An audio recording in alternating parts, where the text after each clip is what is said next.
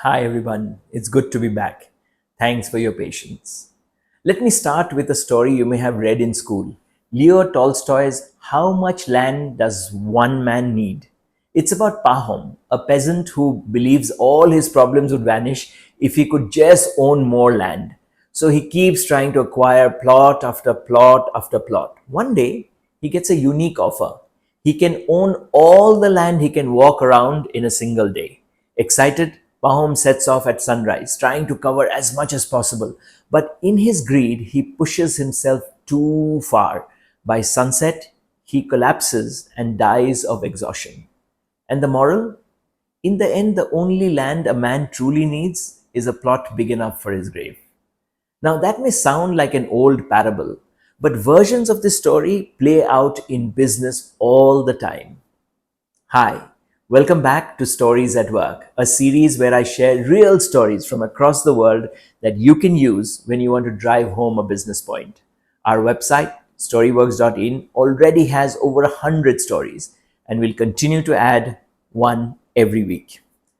Let's start today's story, which is again something I first read in the Founding Fuel newsletter.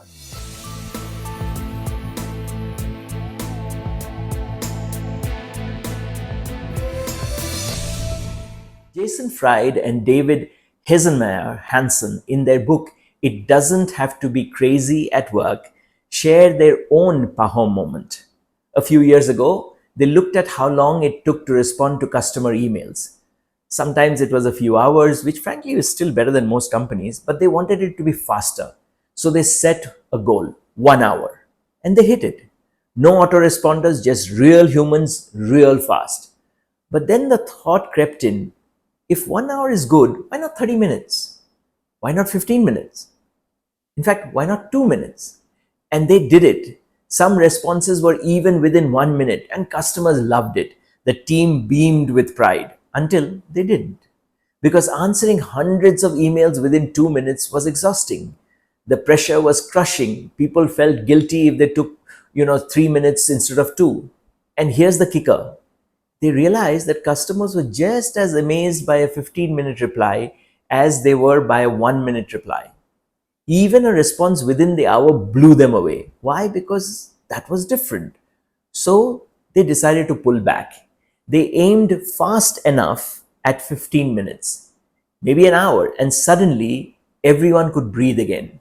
The quality of responses improved, the team was happier, and the customers still thrilled.